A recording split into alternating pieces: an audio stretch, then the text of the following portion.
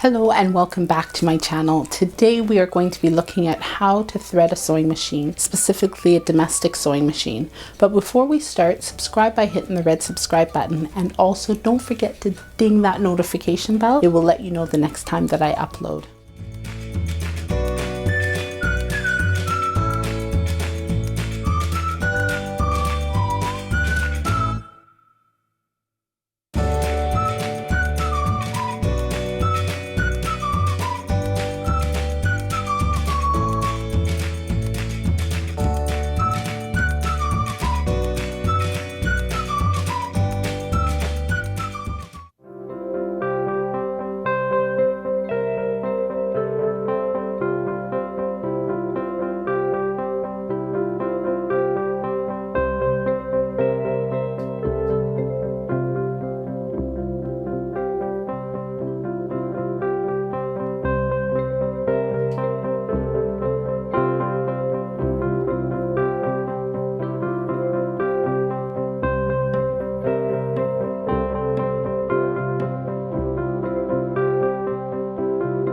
This is called your upper thread guide, and this is called your bobbin thread guide. So when you're doing your bobbin, you can see right here it comes out and it goes over to your bobbin winder. Remember, this also has to have some tension in there, and your bobbin doesn't look good. That's generally because the thread wasn't engaged into the tension. So the thread didn't come inside here, okay?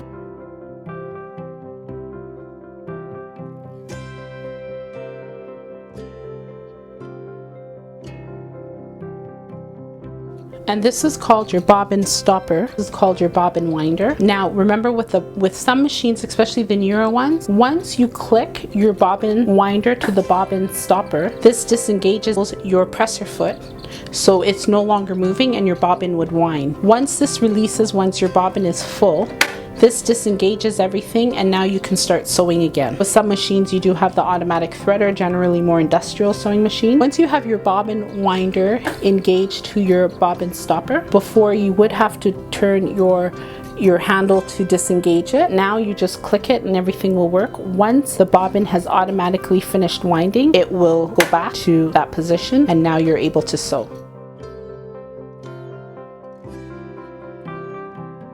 You have your bobbin and your bobbin casing. You have your P. You take your bobbin, snap it in, take your thread, wind it through here. Here you hear that click. You're going to open up this lever, and that is for our fingers to hold. So now we're going to the housing. All machines, this housing doesn't change. You can't flip it around. It goes one way. So when you first get your machine, you should really try and remember how you took out the bobbin, because that will help you later on. Your housing stays the same. If you have any problems, always clean it out. I'll show you how to do that. Clean it out. Make sure that your needle is up and your presser foot is up. You don't want everything flat down and engaged, because when you try and pull your thread, you notice that there's a little bit of resistance. So the presser foot up, your needle up.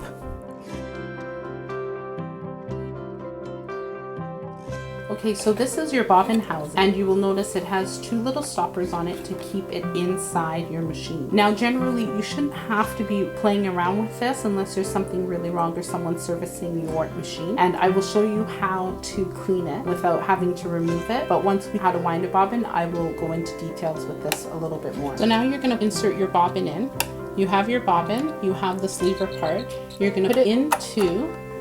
See how it sits? You don't walk away from it. First and foremost, this part isn't closed and you haven't heard that it clicked inside here yet. So once you do this, that's when you know that it's in there. Make sure you hear that sound, and it must be up in this part because now it can't go in. Now you're gonna have some thread sticking out, but that will be caught in your needle. So let's go and thread your machine.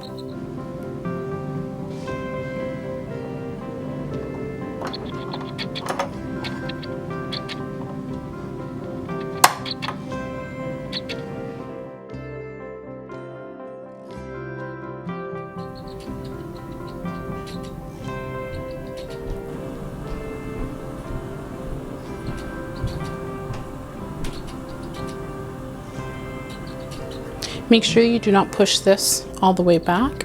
Give it just a little teensy weensy bit of room. Give it about a 1/16 of an inch so it's able to turn. We're taking our thread from our thread spool. We already know that this part here is for the bobbin. Now this is where we want to put our thread, because we want to make sure it's locked. Tells you how they want you to thread it. So they want you to go around this part and they want you to bring the thread down that portion here. Then you're going to feed it down here. You're going to keep going. So you know what time it is. It is question time. Are you guys enjoying the video? Was this an easy tutorial for you? Sorry. Is it as detailed as you needed it? If it has, just put yes in the description box. You're going to keep going. You're going to bring it up. And now you're going to put it through here and it must catch. That is very important, okay? Now you're going to go back down and now you're going to put it in your needle guide.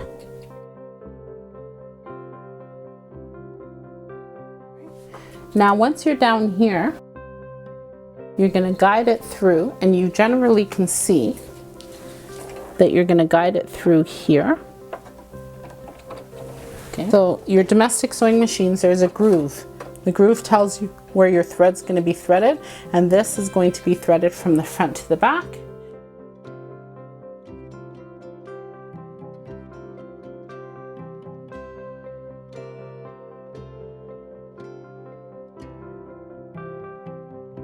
And we're going to snip our long thread. Make sure we have a nice clean thread. So cut it. I always put that down. And I do not have my glasses, guys, so pull that through. Engage, go down, up.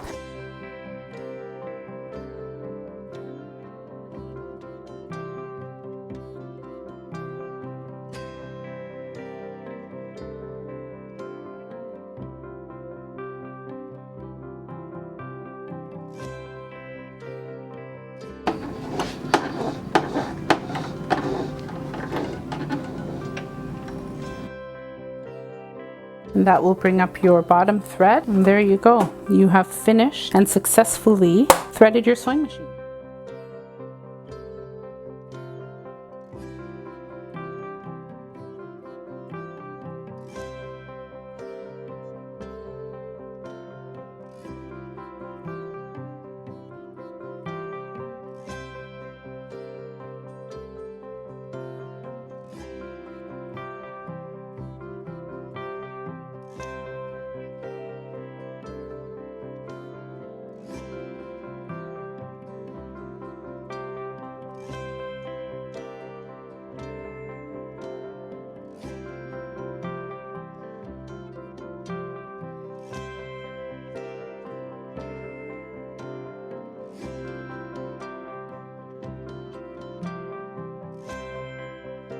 Now on the older machines, you still have your bobbin winder and your bobbin stopper, and you still have to place your bobbin on the bobbin winder, and you do still have to engage it.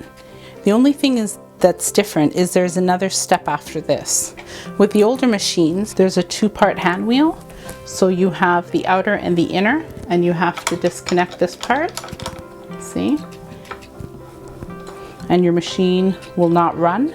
And as soon as you connect the two of them, there you go. And you can hear the presser foot.